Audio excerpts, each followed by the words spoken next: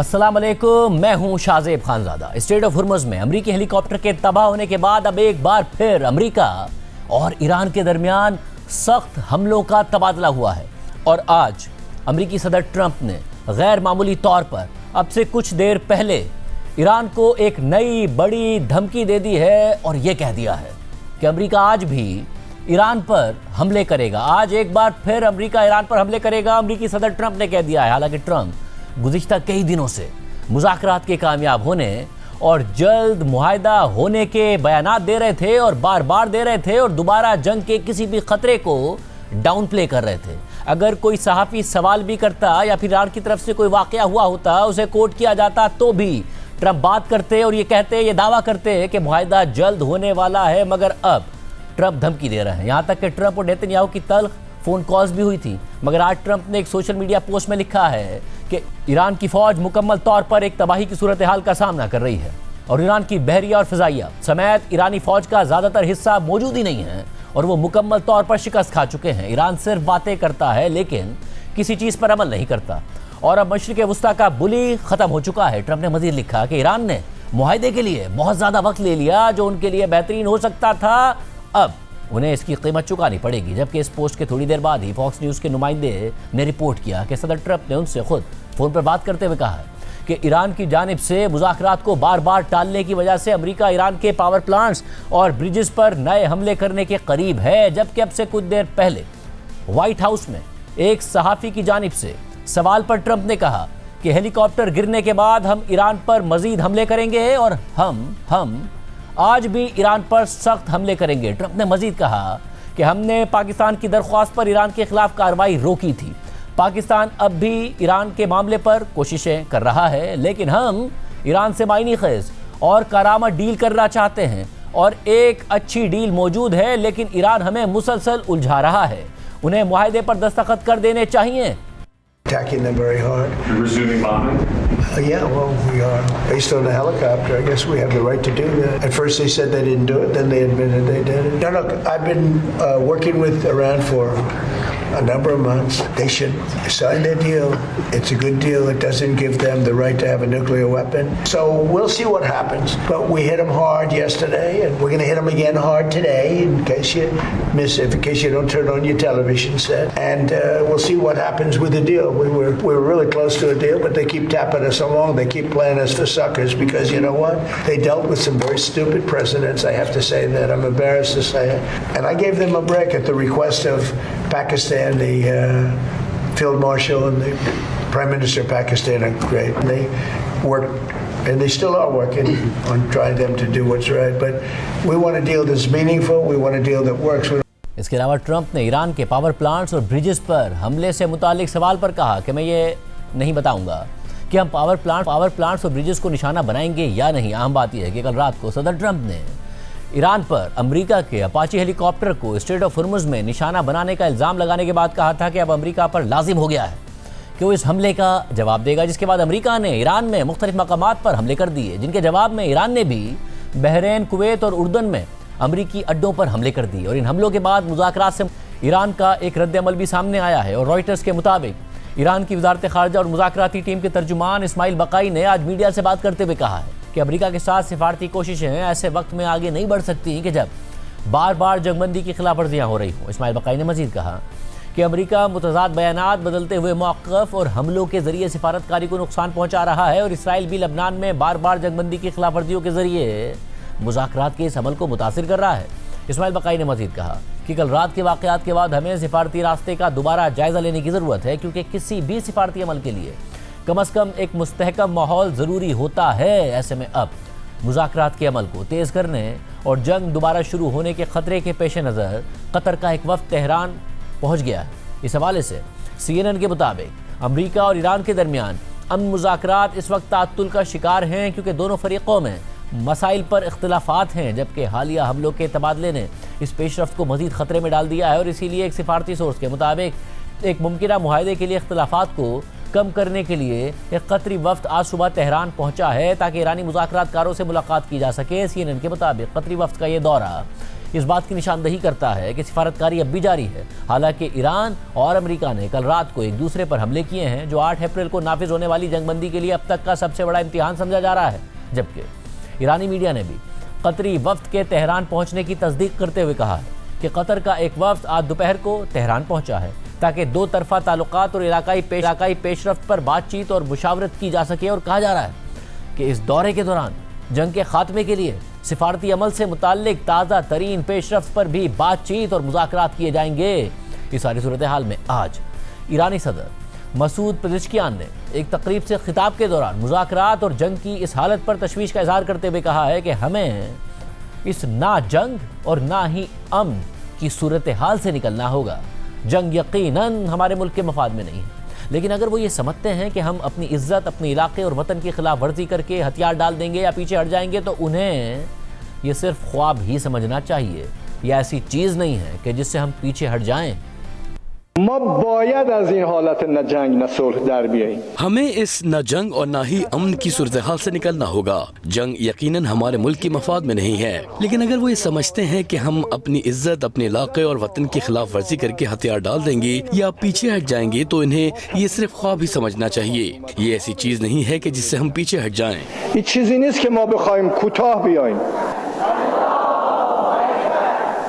अहम बात यह भी है कि ईरान और अमेरिका के दरमियान हालिया झड़पों से पहले तक ये तासुर मिल रहा था और बाहर यही लग रहा था कि अमेरिका और ईरान दोनों ऑल आउट वॉर यानी मुकम्मल जंग की तरफ नहीं जाना चाहते हैं। और सूरत हाल ये थी कि अमेरिका और ईरान दोनों ही ना तो जंग को मुकम्मल तौर पर ख़त्म कर पा रहे थे और ना ही वो मुकम्मल तौर पर लड़ पा रहे थे। इसलिए दोनों एक दूसरे पर मुसलसल फायर तो कर रहे थे, मगर खुद ही ये भी कह रहे थे कि सीज़ फायर अब भी बरकरार है। मगर कल रात को सदर ट्रंप ने पाकिस्तानी वक्त के मुताबिक 10 बजे के करीब ये ऐलान कर दिया कि ईरान ने स्ट्रेट ऑफ हुर्मुज़ में अमेरिका के अपाची हेलीकॉप्टर को निशाना बनाकर गिरा दिया है, जिसके बाद अमेरिका पर इसका जवाब देना लाजिम हो गया है। अहम बात यह है कि ईरान ट्रंप के इस ऐलान से पहले अमेरिकी हेलीकॉप्टर को गिराने के हवाले से खामोश था और ईरान की जानिब से अमेरिकी हेलीकॉप्टर को गिराने का कोई दावा भी सामने नहीं आया था। और फिर ट्रंप के इस ऐलान के बाद रात को 11:15 बजे के करीब ईरान के वज़ीर ख़ारिजा अब्बास अराग़ची ने एक्स पर जारी बयान में अमेरिका के अपाची हेलीकॉप्टर को दानिस्ता तौर पर टारगेट करने से फासला इख्तियार करते हुए लिखा कि स्ट्रेट ऑफ हुर्मुज़ बैनुल-अक़वामी पानियों में नहीं आता, बल्कि ईरान और ओमान के दरमियान मुश्तरका इलाका है और ये इलाका अमेरिका के साहिलों से हज़ारों मील दूर वाक़ है। तमाम बहरी सरहदें बिल्कुल वाज़ेह हैं। हमारी ताकतवर मुसल्लह अफ़वाज ईरान की फ़िज़ाई हदूद, ज़मीनी इलाकों या पानियों की किसी भी खिलाफ वर्जी पर मुसलसल चौकस हैं। हमारी सरज़मीन के करीब मौजूद गैर मुल्की अफ़वाज अपनी गलतियों, आम हादसात या मुमकिन तौर पर फायरिंग के तबादले की जद में आने की वजह से मुसलसल ख़तरे में रहती हैं। अब्बास अराग़ची ने मज़ीद लिखा कि ऐसे ख़तरात को कम करने का सबसे बेहतरीन हल ये है कि गैर मुल्की फोर्सेस जल्द अज जल्द ऐसे माहौल से निकल जाएं जो हमारे किसी भी दुश्मन के लिए कभी भी साजगार नहीं होगा। ईरान सिफारतकारी की ज़बान को तरजीह देता है, लेकिन जैसा कि हमारे बहादुर जंगजुओं ने दुनिया को दिखा दिया है कि हम दूसरी ज़बानें भी बोलना जानते हैं। यानी अब्बास अराग़ची ने एक तरीके से मान लिया कि अमेरिका का अपाची हेलीकॉप्टर ईरान की फायरिंग से ही गिरा है। जबकि अल जज़ीरा के मुताबिक ईरान के एक नायब वज़ीर ख़ारिजा ने उनसे बात करते हुए कहा है कि ईरान स्ट्रेट ऑफ हुर्मुज़ के ऊपर अमरीकी अपाची हेलीकॉप्टर पर हमले में मुलविस नहीं है और ख़ित्ते में कशीदा सूरत हाल को देखते हुए इस तरह का कोई भी तसादुम कम अज़ कम जानबूझकर नहीं किया गया। मगर इसके बावजूद अमरीका ने ईरान पर कल रात को ही हमला कर दिया। और रात को 2:30 बजे के करीब सेंटकॉम ने एक बयान में कहा कि अमरीकी फोर्सेज ने सदर ट्रंप के हुक्म पर ईरान के खिलाफ सेल्फ डिफेंस स्ट्राइक्स शुरू कर दी हैं और ये मिशन ईरान की बिलाजवाब जारियत के जवाब में एक मुतनासिब रद्द अमल है। अहम बात यह है कि इसी दौरान अमरीकी चैनल ABC न्यूज़ ने रिपोर्ट किया कि सेंटकॉम ने ईरान पर हमलों का ये ऐलान उस वक्त किया कि जब सदर ट्रंप ABC न्यूज़ के नुमाइंदे जोनाथन काल से फ़ोन पर बात कर रहे थे। रिपोर्ट के मुताबिक सदर ट्रंप ने इस गुफ्तगू के दौरान कहा कि मेरे ख्याल में ईरान को जवाब देना बहुत ज़रूरी है। उन्होंने एक हेलीकॉप्टर मार गिराया है और हम इस वक्त ईरान को जवाब दे रहे हैं। सदर ट्रंप ने मज़ीद कहा कि मैं हमेशा से मजबूत जवाब देने पर यकीन रखता हूँ।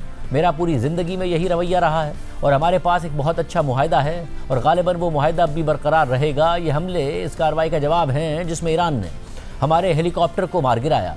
ट्रंप ने मजीद कहा कि मेरा मानना है कि जवाब बहुत सख्त और बहुत ताकतवर होना चाहिए और हमारी ये कार्रवाई इसी तरह की होने जा रही है। ABC न्यूज़ के मुताबिक और फिर जैसे ही ट्रंप की गुफ्तगू ख़त्म हुई और उन्होंने फ़ोन कॉल काट दी तो सेंटकॉम ने ईरान पर जवाबी हमलों का ऐलान कर दिया। इसी दौरान ईरानी मीडिया पर ईरान के क़िश्म जज़ीरे, बंदर अब्बास और जास्क में धमाके रिपोर्ट होने लगे। जबकि पासदारान इन्क़िलाब ने एक बयान में कहा कि जंग पसंद अमरीकी हुकूमत ने आज सुबह के अवाइल हेलीकॉप्टर गिरने के झूठे दावे की बुनियाद पर ईरान में जास्क, शरीक और क़िश्म जजीरे के कई मकामात पर हमला किया और इन हमलों में सरीक में एक टेलीकम्युनिकेशन टावर को नुकसान पहुंचा और पानी के 2 रिजर्वॉयर्स तबाह हो गए। जबकि ईरानी मीडिया ने ये रिपोर्ट भी किया कि बंदर अब्बास में धमाके हुए हैं और स्ट्रेट ऑफ हुर्मुज़ के दाखिली रास्ते पर जास के करीब भी धमाकों की इतलात आई हैं। सरीक में पानी के तबाह होने वाले टैंक्स की एक वीडियो भी सामने आई जिसमें कंक्रीट से बने हुए तबाह टैंक को देखा जा सकता है। इसके अलावा ईरानी फोर्सेस ने हमलों के दौरान अमेरिका का MQ-9 ड्रोन गिराने का दावा भी किया है और इसकी एक वीडियो भी जारी की है जिसमें आसमान में एक मुबैना ड्रोन को हिट होने के बाद गिरते हुए देखा जा सकता है। जबकि रॉयटर्स के मुताबिक अमेरिका के ये हमले तकरीबन 4 घंटे तक जारी रहे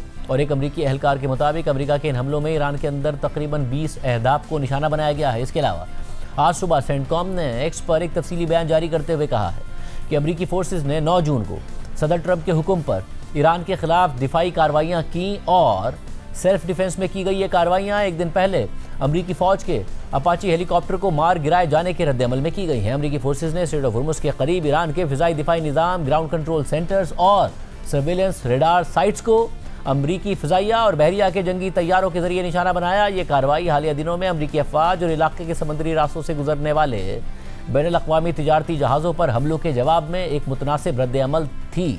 अमरीकी फोर्सेस चौकस हैं और ईरान की बिलाजवाब जारियत के खिलाफ दिफा के लिए तैयार हैं। इसके बाद फिर पाकिस्तानी वक्त के मुताबिक रात के 3:30 बजे ईरान के वज़ीर ख़ारिजा अब्बास इराक़ची ने एक्स पर दोबारा पोस्ट करते हुए लिखा कि मैदान जंग में अपनी शिकस्तों के बावजूद अमेरिका ने हमारी साबित कदमी को आजमाने का फैसला किया। हमारी ताकतवर मुसल्लह अफवाज किसी भी हमले या धमकी को बगैर जवाब के नहीं छोड़ेंगी।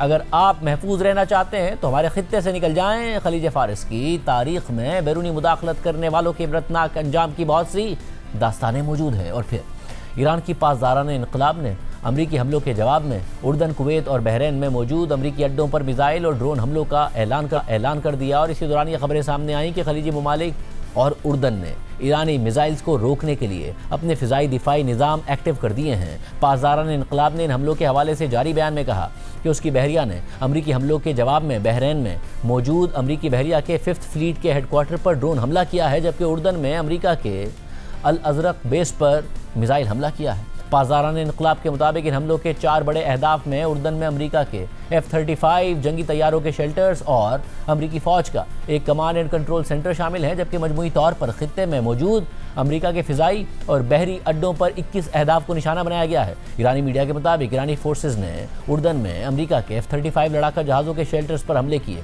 लॉन्ग रेंज खैबर शिकन मिसाइल्स का इस्तेमाल किया गया है, जबकि पासदाराना इनकलाब ने अमरीकी अड्डों पर ताज़ा हमलों के लॉन्चिंग की वीडियो भी जारी की है।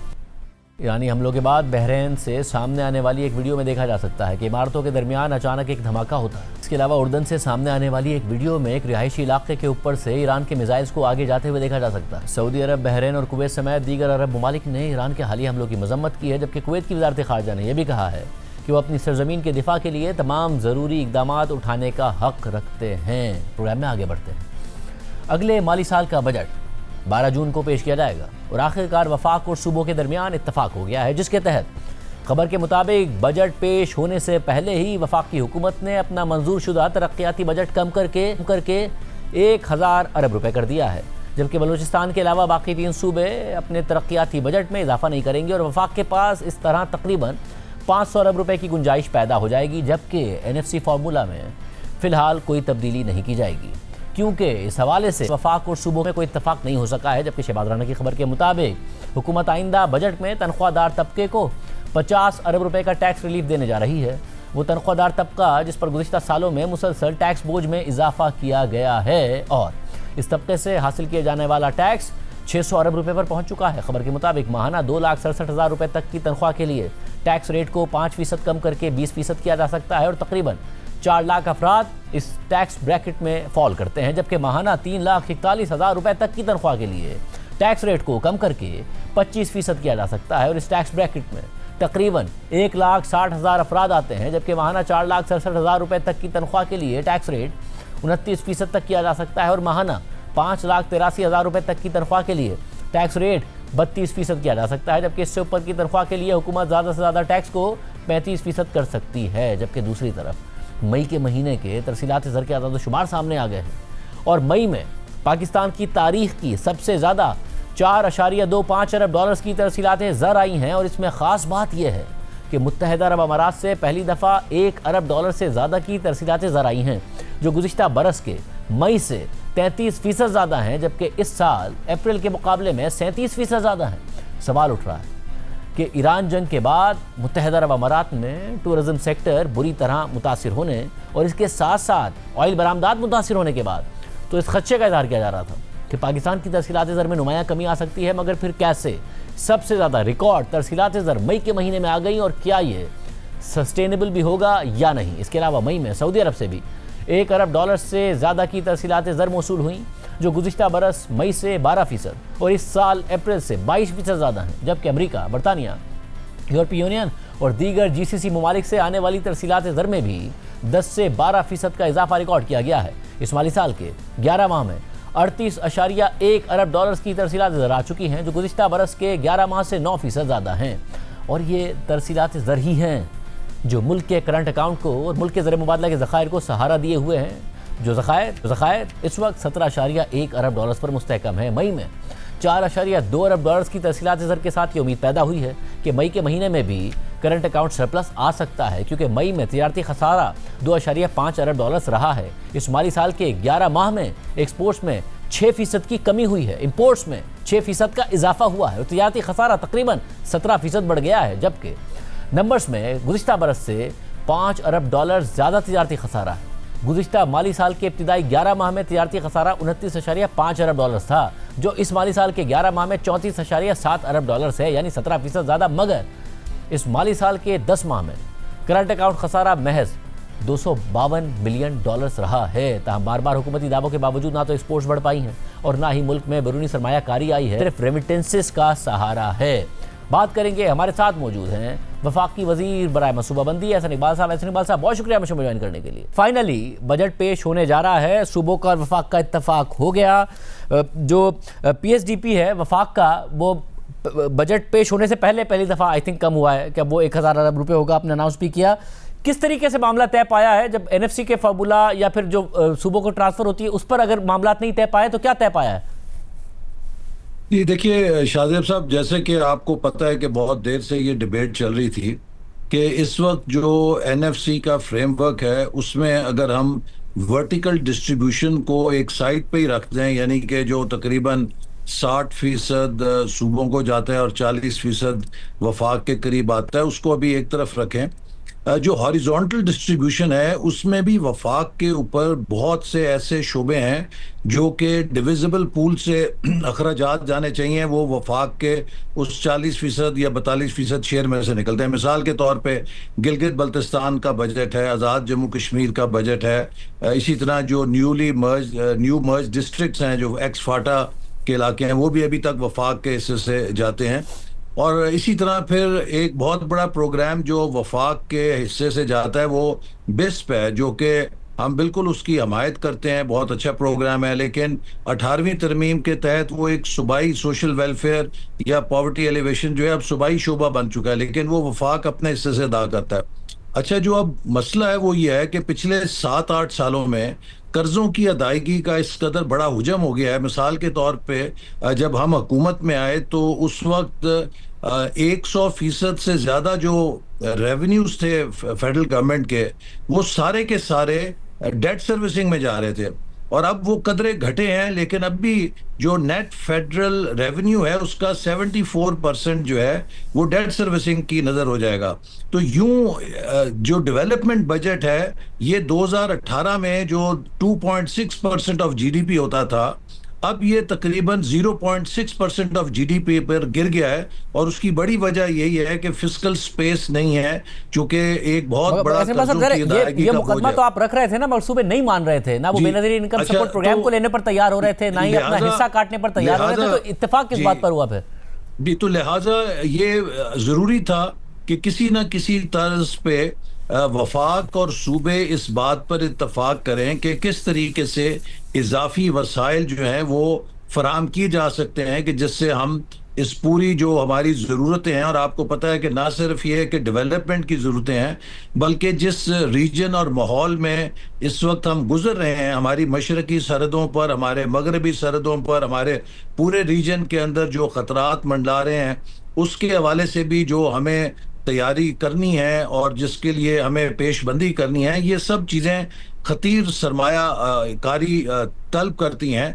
तो इसलिए ज़रूरी था कि या तो हम कोई फार्मूला एडजस्ट करें, और अगर वो नहीं है तो सूबों के साथ मिलकर कोई एक ऐसा अरेंजमेंट करें कि जहां सूबे रजाकाराना तौर पे वफाक के मदद करें और हम मिलकर इन ज़रूरतों को पूरा करें। तो इस पर डिप्टी प्राइम मिनिस्टर की निगरानी में वज़ीर आज़म ने ये टास्क किया, जिन्होंने फिर सूबाई हुकूमतों के साथ बातचीत की और यूं मामला फिर तय हुआ कि सूबाई हुकूमतें रजाकाराना तौर पर इसमें कंट्रीब्यूट करेंगी और फिर यूं करके वो जो पूरी जो हमारी ज़रूरत थी वो पूरी हुई है। और कितने अरब रुपए की ज़रूरत पूरी हुई है? 500 अरब रुपए की कितना कंट्रीब्यूट करेंगे वो? ये देखिए, इसकी अभी तफसील जो है वो अभी मैं नहीं कहना चाहता, बजट के अंदर वज़ीर ख़जाना ये सारी तफसीलात रखेंगे, लेकिन जो हमारा डेवलपमेंट बजट है उसकी ये तय हुआ असूल कि हम इसको भी मौजूदा साल की सतह पे फ्रीज करेंगे और जो सूबाई हुकूमतें हैं वो भी फ्रीज करेंगी, और जो फिर इजाफी वसाइल आएंगे उनको इस तरफ कंट्रीब्यूट किया जाएगा। मतलब मगर हमारा डेवलपमेंट बजट जो अब खबर आ रही थी वो ये है कि वफाक का 1126 अरब रुपए होगा, कम होकर 1000 अरब रुपए कर दिया गया है। पिछले साल का 820 अरब रुपए था, वो खर्च 590 अरब रुपए हुआ है। आपका तो खुद का स्टेटमेंट है कि 2018 में पीएसडीपी जीडीपी का 2.6% होता था, 0.6% पर आ चुका है। तो खर्च बहुत ही कम मुख्तस होगा, उसमें से भी कम होगा, फिर खर्च और कम होगा। जी नहीं, खर्च तो पूरा होगा। ये तो आपको देखिए मालूम होगा कि गुज़श्ता साल भी जब हमारा 1100 अरब पीएसडीपी था तो हमने 100% यूटिलाइजेशन की थी, और अब भी हमारे पास इस साल भी तकरीबन 600 अरब से ज़्यादा मुख्तलिफ वजारतों की डिमांड थी जो इजाफी वो मांग रहे थे, और हमारे पास फंड्स नहीं थे। लिहाजा ये 820 का तो इस्तेमाल होना कोई ऐसी मायने नहीं रखता, ये तो बहुत आसानी से चला जाएगा। चूँकि होता ये है कि जो अकाउंटिंग प्रोसेस है उसके अंदर एक लैग होता है। जब एक्सपेंडिचर वजारतें करती हैं तो फिर वो एजीपीआर के पास जाके जब बुक और पोस्ट होता है तो उसके बाद फिर वो काउंटिंग में आता है, लेकिन ये अखराजात काफ़ी हो चुके हैं।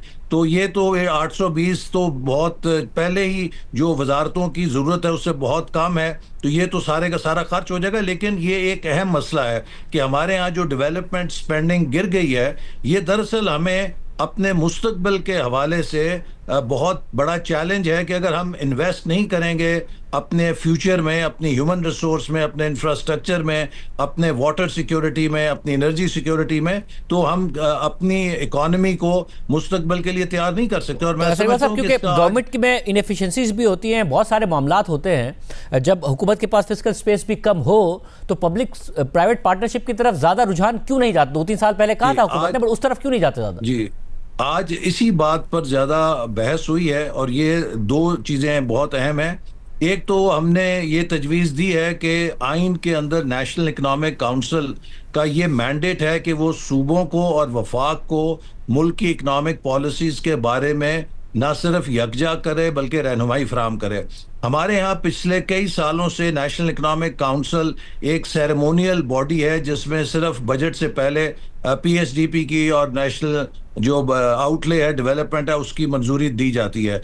तो आज हमने ये वजारत की तरफ से भी तजवीज़ दी, जिसको वज़ीर आला ने भी सपोर्ट किया, कि हमें नेशनल इकनॉमिक काउंसिल की क्वार्टरली मीटिंग करनी चाहिए, जिसमें जो हमने सालाना डेवलपमेंट गोल्स रखे हैं ना सिर्फ उनका जायज़ा लें, बल्कि जो आज सबसे एक अहम चीज़ हमने उजागर की है कि पाकिस्तान के डेवलपमेंट का सबसे बड़ा क्राइसिस ह्यूमन डेवलपमेंट है। हम सोशल इंडिकेटर्स में अपने तमाम पीयर कंट्रीज से, चाहे वो बांग्लादेश है, इंडिया है, चाहे वो वियतनाम है, चाहे वो इंडोनेशिया है, जितने भी हमारे हम पल्ला ममालिक थे उनसे हम एजुकेशन में, हेल्थ में और इसी तरह सोशल इंडिकेटर्स में बहुत पीछे हैं। स्टंटिंग जो है पिछले 40 साल से तकरीबन 40% के ऊपर है, जिसका मतलब यह है कि हमारे बच्चे जो हैं 40% जिस्मानी तौर पे लागर और जहनी तौर पे कुंद हैं। इसी तरह जो पॉपुलेशन कंट्रोल प्लानिंग है वो भी हमारा सबसे हाईएस्ट है इस रीजन के अंदर और अफ्रीका के पसमानदा तरीन ममालिक में है।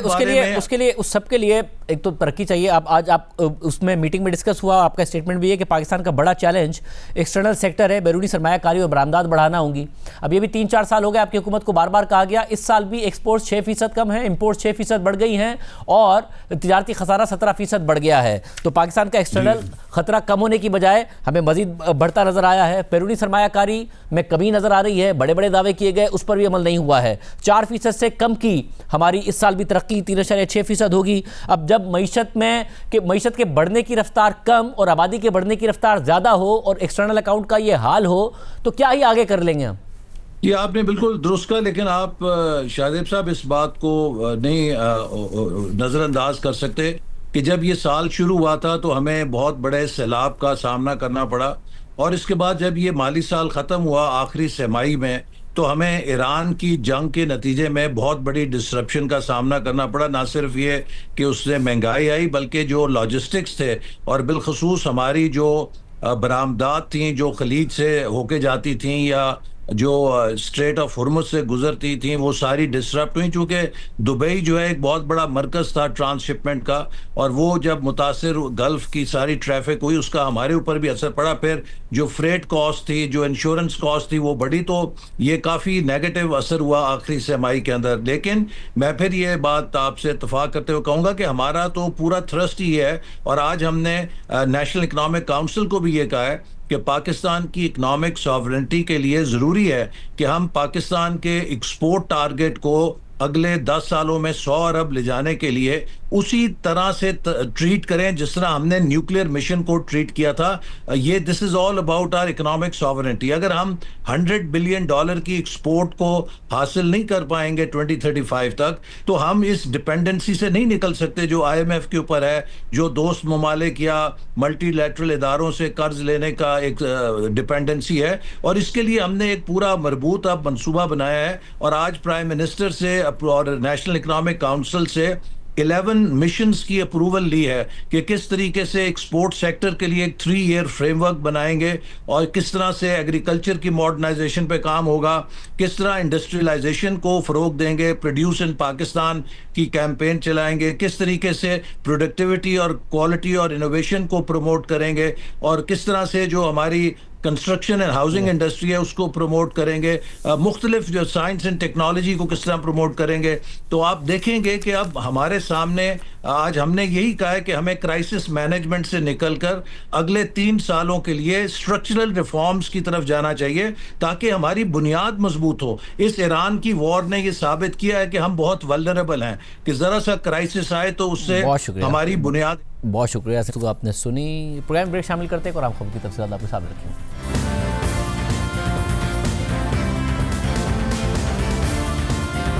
मुल्क में दहशतगर्दी के हालिया कुछ वाक़यात के बाद गुज़िश्ता रात पाकिस्तान ने एक दफ़ा फिर पाक अफगान सरहद के करीब दहशतगर्दों के ठिकानों को निशाना बनाया है।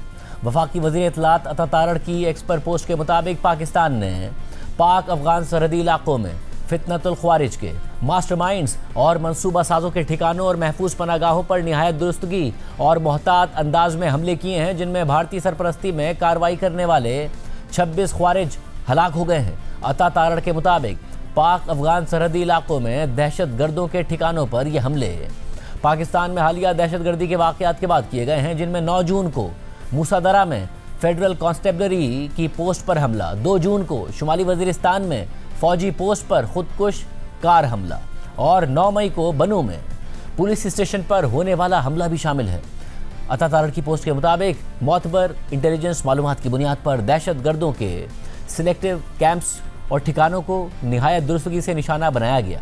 4 अहदाफ मुकम्मल तौर पर तबाह कर दिए गए, जिनमें एक ट्रेनिंग सेंटर, एक खुफिया ठिकाना, असलहे का एक ज़ख़ीरा और फितनतुल ख्वारिज के कमांडर अलीम खान खुशहाली और कमांडर अख्तर मोहम्मद जानी खेल के मराकज़ शामिल थे। वज़ीर इत्तलात के मुताबिक पाकिस्तान ने हमेशा खित्ते में अमन और इस्तेहकाम बरकरार रखने की कोशिश की है, लेकिन इसके साथ साथ अपने शहरियों की जानो माल का तहफ़्फ़ुज़ और उनकी सलामती हमारी अव्वलीन तरजीह है। बात करेंगे, हमारे साथ मौजूद है वफाकी वज़ीर इत्तलात अता साहब बहुत शुक्रिया हमें शो में ज्वाइन करने के लिए। तार साहब, ज़ाहिर एक दफ़ा फिर पाकिस्तान के अंदर दहशतगर्दी के वाक़यात हो रहे थे, शहादतें हो रही थी। आज आपने सोशल मीडिया पर पोस्ट किया और बताया कि पाकिस्तान की तरफ से कार्रवाइयाँ की गई हैं सरहदी इलाकों में अफगानिस्तान के अंदर और दहशतगर्दों को निशाना बनाया गया है। दरमियान में ऐसा लगा दोस्त ममालिक बीच में पड़े हैं, चीन की भी खबर आई कि वो भी बीच में पड़े हैं। ये खबरें भी आई कि अफगान तालिबान इस बात के लिए मान गए हैं, उन्होंने तहरीक तालिबान को पैगाम भी भेजा है कि पाकिस्तान के अंदर कार्रवाइयाँ ना हो, उसके बावजूद कार्रवाई होना, उसके बावजूद पाकिस्तान का अफगानिस्तान के अंदर जवाबन हमले करना। क्या दरमियान में सालिस या फिर जो गारंटीज थी वो नहीं काम कर सकी?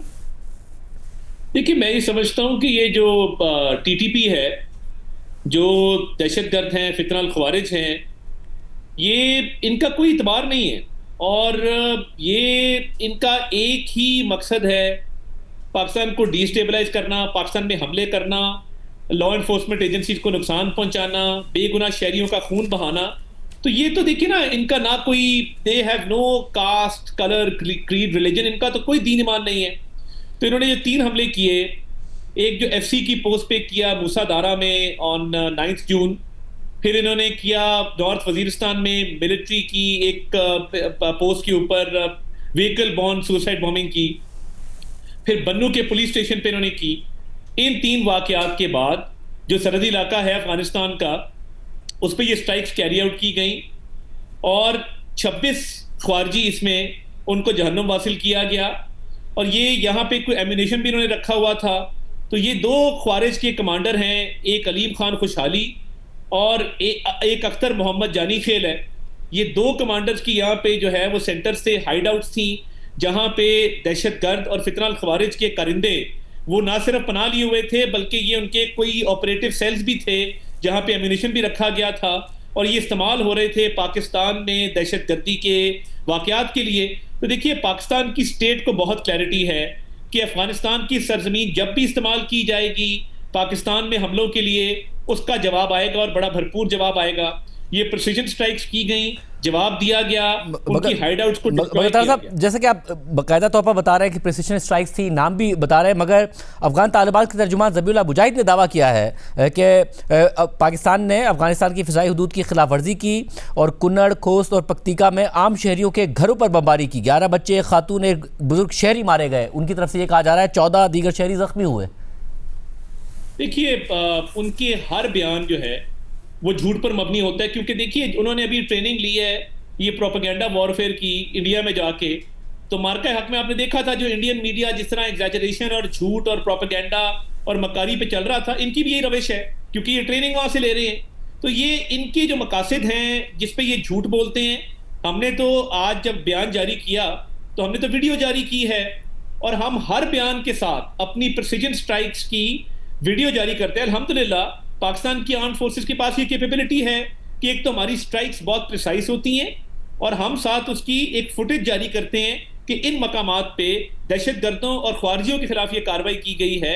ऑन द कॉन्ट्ररी जो ये बात कर रहे हैं, इन्होंने क्या उसका सबूत दिया है और इन्होंने क्या हमारी वीडियो को काउंटर करने के लिए आगे आर्ग्यूमेंट दिया? They have no argument. तो ये बिल्कुल झूठ और फ्रेब और एक बिल्कुल प्रोपेगेंडा है।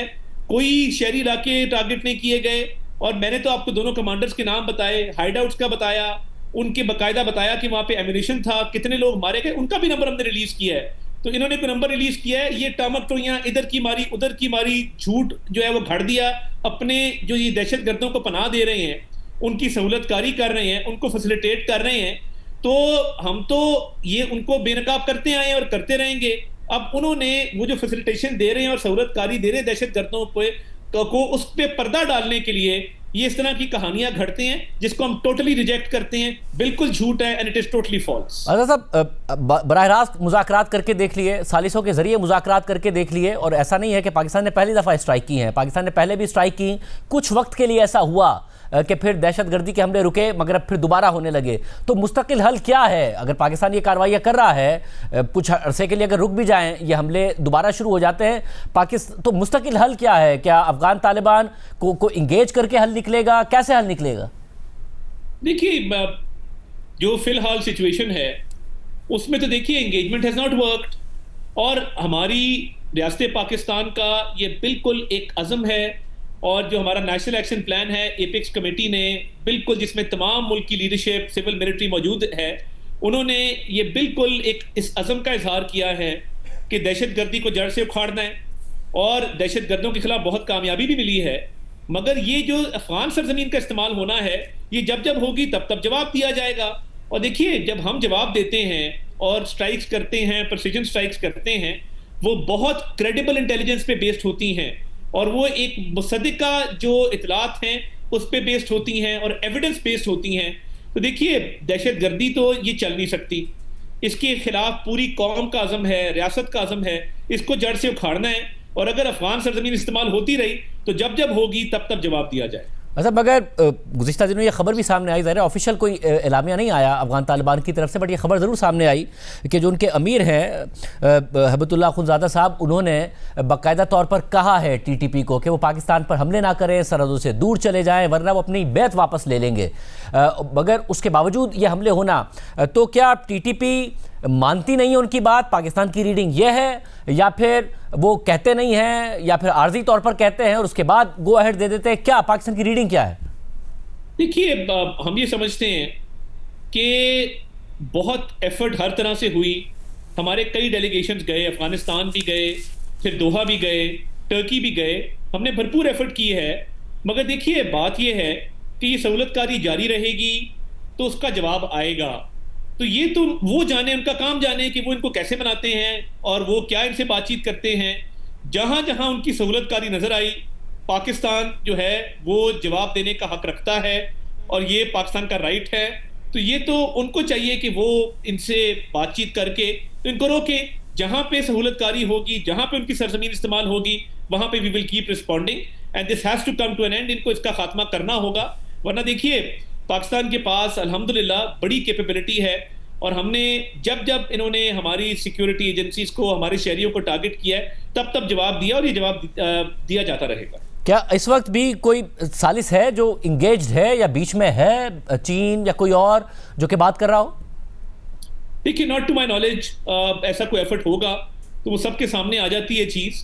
तो let's see how things turn out. मैं इस वक्त इस पोजीशन में नहीं हूं कि मैं इसको कंफर्म कर सकूं, बट ये ज़रूर है कि वो सहूलतकारी जारी रही है, और हमारे यहाँ जो अटैक्स हुए हैं उसके ताने बाने इनसे मिलते हैं, उसका एविडेंस हमारे पास है, और वो एविडेंस हम दुनिया को दिखाते रहेंगे। बहुत शुक्रिया। वफाकी वज़ीर इत्तलात आपने सुनी। इफ्तिखार फिरदौस साहब, सीनियर सहाफ़ी तज़कियाकार, हमारे साथ मौजूद हैं। आप माहिर हैं पाक अफगान उमूर के। इफ्तिखार फिरदौस साहब, बहुत शुक्रिया हमें शो में ज्वाइन करने के लिए। फिरदौस साहब, ज़ाहिर ये हो चुका कि पाकिस्तान में हमले हुए, मुज़ाकरात से मामला हल नहीं हुए, पाकिस्तान ने काबुल पर हमले किए, फिर दरमियान में एक ऐसा पीरियड आया है जिसमें वायलेंस कम हुआ, मगर एक दफ़ा फिर अब यही हो रहा है, फिर पाकिस्तान ने हमले किए हैं। हालांकि दरमियान में तो ये भी खबर आई थी कि तालिबान के अमीर ने कहा है टीटीपी को कि आप लोग पाकिस्तान पर हमले ना करें, सरहदी इलाकों से भी दूर चले जाएं। वो सुन नहीं रहे हैं, या ये संजीदा तौर पर बात कही नहीं गई है, सिर्फ मीडिया पर बात आई थी? शाहजेद साहब, सबसे पहले तो जो आपके सवाल का आखिरी पोर्शन है जिसमें ये बात मंजर आम पर आई और कुछ वीडियोस भी बनाई गई अफगानिस्तान के अलग इलाकों से, जिसमें ये बताने की कोशिश की गई कि जो पाकिस्तानी तालिबान की वेरियस फैक्शंस हैं, जिसमें ऑब्वियसली टीटीपी सबसे बड़ा धड़ा है, उनको यहाँ से हटाया जा रहा है बॉर्डर से, ताकि अटैक्स में जो है वो कमी आए। जब उसकी इंडिपेंडेंट वेरिफिकेशन जो है वो की गई तो कोई ऐसा फिनोमिनन जो है वो सामने नहीं आया जिससे हम क्रेडिबली ये बात जो है वो कर सकें कि यहाँ से वाकई में कोई ऐसा हुक्म जो है वो जारी हुआ जिसके ज़रिए ये बात की गई कि इनको यहाँ से हटाया जाए। और मेजॉरिटी जो भी कम्युनिकेशन थी या उन वीडियोस का अगर आप जायज़ा भी लें जो उस एरिया से निकल के आ रही हैं, तो ऐसा लग रहा है कि एक इमेज क्रिएट करने के ज़रिए एक प्रोपेगेंडा जो है वो किया जा रहा है, जिसमें ग्लोबल जो सिंपथीज़ हैं कि अगर आइंदा कोई ऐसे पाकिस्तान की तरफ से स्ट्राइक की जाए या कोई काउंटर टेररिज्म का ऑपरेशन किया जाए तो उसकी सिंपथीज़ जो है वो अफगान तालिबान गेन कर सकें। तो लिहाजा ये बात मीडिया की जीनत तक ही जो है रही है, उसमें जो ग्राउंड रियलिटीज़ हैं उसमें कोई कमी है सच जो है वो वाक़या नहीं हुई जिसमें हम कह सकें कि मूवमेंट की कमी हो या उस तरफ से कोई दरअंदाजी में कमी आई हो। हाँ, अलबत्ता जो काउंटर टेररिज्म के ऑपरेशन हैं और पाकिस्तान के पिछले स्ट्राइक्स के बाद जो एक पॉलिटिकल प्रोसेस भी शुरू हुआ, जो रुमची में जिसके एक इफ्तिताह जो है वो हुई थी, उसका दूसरा दौर होना बाकी है। लेकिन अगर हम उन सब प्रोसेसेस का क्रिटिकली जो है वो जायजा लें तो ये कहना जो है वो मुश्किल नहीं है कि जो वायलेंस की में कमी की एक्सपेक्टेशन थी कि इसकी शरह कम से कम 70% जो है वो ड्रॉप हो ताकि बॉर्डर्स जो है वो खोले जा सकें, तो ऐसा कोई मुमकिन सूरत हाल जो है वो अभी तक सामने नहीं आई। बल्कि आपने देखा भी होगा, और आज मिनिस्टर जो इंफॉर्मेशन है जिन्होंने पाकिस्तान का ऑफिशियल स्टांस जो है वो दिया है, उसमें बहुत क्लियरली ये बात जो है वो की गई है कि उन्होंने साइट किया है कि तकरीबन 2-3 ऐसे सुसाइड अटैक्स हुए हैं और कंटिन्यूसली जो भत्ताखोरी के इश्यूज हैं, और फिर सबसे बड़ा जो पेशावर के आउटस्कर्ट्स के ऊपर एक अटैक हुआ एफसी के जो प्लाटून्स हैं उसमें जो 6 शहादतें हुई। उसके बाद ये नागजीर हो चुका था कि पाकिस्तान जो है वो अपना स्टैंड जो है वो वाजे करे और जो ऑपरेशन अफगानिस्तान में शुरू किया गया था एक पावरफुल मैसेज जो है वो सामने जाए। तो साहब ऐसी सूरत हाल में जब चीन भी दीगर अरब ममालिक भी बीच में पड़े, उसके बाद भी जब बात नहीं बन सकी, फिर जब पाकिस्तान ज़ाहिर अगर काबुल पर हमला करे या फिर दीगर इलाकों पर हमला करे तो अफ़गान तालिबान के लिए कोई अच्छी सिचुएशन तो नहीं है, नज़र आता है वो कमज़ोर नज़र आते हैं। फिर अगर तिजारत बंद हो तो मईशत के हवाले से भी हमें नज़र आता है कि वहाँ पर एक प्रेशर आता है। तो ये सारे प्रेशर उन्हें मजबूर क्यों नहीं करते इस बात पर कि वो अपनी रिट कायम करें और पाकिस्तान के इस मुतालबे को माने कि उनकी सरजमीन ना इस्तेमाल हो? वजह क्या है? कैपेसिटी का मसला है या विल का मसला है? देखिए, जो कैपेसिटी और विल वाले स्टेजेस थे, पाकिस्तान ने जो बेनिफिट ऑफ द डाउट दिया था 2021 से लेकर 2023 के मिड तक, तो पाकिस्तान का बयानिया यही था कि ये नई हुकूमत है, शायद इनकी कैपेसिटी नहीं है, शायद ये इन एरियाज़ के ऊपर इनका कंट्रोल नहीं है। लेकिन उसके बाद से जो कम्युनिकेशन सामने आई और जिस किस्म के बयानात जो है वो सामने आए हैं, ये भी एक आइडियोलॉजिकल पैटर्न भी नज़र आता है।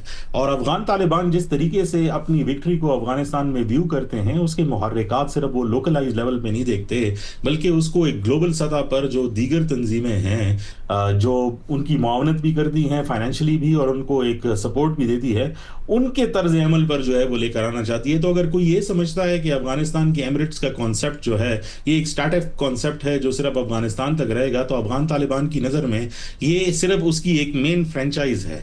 उसकी जो बाकी पोर्शंस हैं जो आएगा वो उसको एक्सपैंड करने की जो है वो कोशिश करेंगे। दूसरी बात आपकी रही शाहजेब के वो उनके खिलाफ एक्शन क्यों नहीं ले सकते। मैंने आपके प्रोग्राम में पहले भी कहा था, और जब ये मुज़ाकरात कतर में भी हो रहे थे और टर्की में भी हो रहे थे और उसके बाद उरुमची में भी हुए, तो हमारी कंटिन्यूसली बात हुई है, कोई ऐसी सूरत हाल नज़र नहीं आती जिसमें अफगान तालिबान टीटीपी या बाकी जो तालिबान फैक्शंस हैं उनके खिलाफ कभी कोई एक्शन लेंगे। एक तो उसके हिस्टोरिकल रूट्स हैं, दूसरा उसके ट्राइबल रूट्स हैं, और तीसरा जो इधर 1980s और 1990s के अंदर जो आइडियोलॉजी जो है वो पनपी है, उससे तो मुश्किल ही है कि कोई इसको नागजीर कर सके, क्योंकि वो ये समझते हैं कि उनकी फतह की वजह ही यही थी कि ये सारे ग्रुप्स जो है वो उनकी इमदाद करते हैं। रही हमारी नेशनल सिक्योरिटी के इशूज़, आई थिंक एक बहुत बड़ा प्रॉब्लम जो अब सामने आया है, क्योंकि इससे पहले भी अफगानिस्तान के अंदर जो है वो हुकूमतें गुजरी हैं। अगर आप अफगान तालिबान से बात करते हैं कि ये ह्यूमैनिटेरियन क्राइसिस है जैसे आपने जिक्र किया, या फाइनेंशियल जो है वो इशू है जिस तरह आपने कहा कि बॉर्डर्स बंद हैं, या फिर ये टेररिज्म का जो है हवाला आप देते हैं, उनका एक ही जवाब होता है कि हम इस बॉर्डर को मानते नहीं हैं। और ये बात उन्होंने कंसिस्टेंटली जो है अपने डिफेंस मिनिस्टर के थ्रू जो है वो की है। जो बाकी फैक्शंस है वो बातचीत तो करते हैं और वो डिप्लोमेटिक खेलने की कोशिश करते हैं, लेकिन ये गुड कॉप और बैड कॉप वाली सिचुएशन है कि एक धड़ा आके आपसे हमदर्दी का इजहार कुछ ना कुछ करता है, दूसरा फैक्शन ऐसे फैक्शंस को सपोर्ट करता है।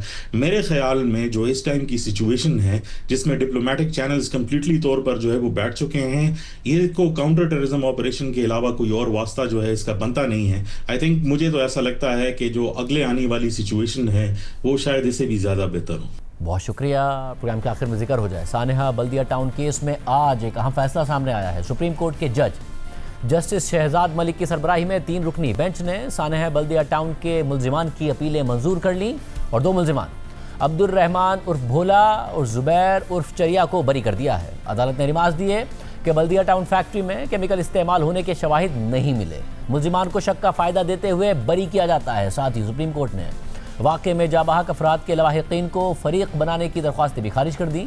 जस्टिस शहजाद मलिक ने रिमार्क्स दिए कि चंद लोगों को फ़रीक बनाया तो मज़ीद 200 दरख्वास्तें आ जाएंगी, जितने फ़रीक़ैन ज़्यादा होंगे इतने ही वकला ज़्यादा होंगे। जस्टिस अकील अब्बासी ने रिमार्क्स दिए कि इस तगाज़ा का तो ये केस ही नहीं कि लोगों को मारना मकसद था। और फिर सुप्रीम कोर्ट ने ट्रायल कोर्ट और सिंध हाई कोर्ट के सज़ाए मौत के फ़ैसले कलअदम करार दे दिए। वाज़ेह रहे कि बल्दिया टाउन वाक़या सितंबर 2012 में हुआ, जब बल्दिया टाउन में मौजूद टेक्सटाइल फैक्ट्री में आग लग गई थी और 260 से ज़ायद अफराद की जान चली गई थी। उसके बाद GITs बनी, दावे सामने आए, वादे सामने आए और फिर फैसले भी सामने आए और आज सुप्रीम कोर्ट ने फैसला कलअदम करार दे दिया है और मुल्जिमान को बरी कर दिया। आज के प्रोग्राम में इतना ही, दीजिए अल्लाह।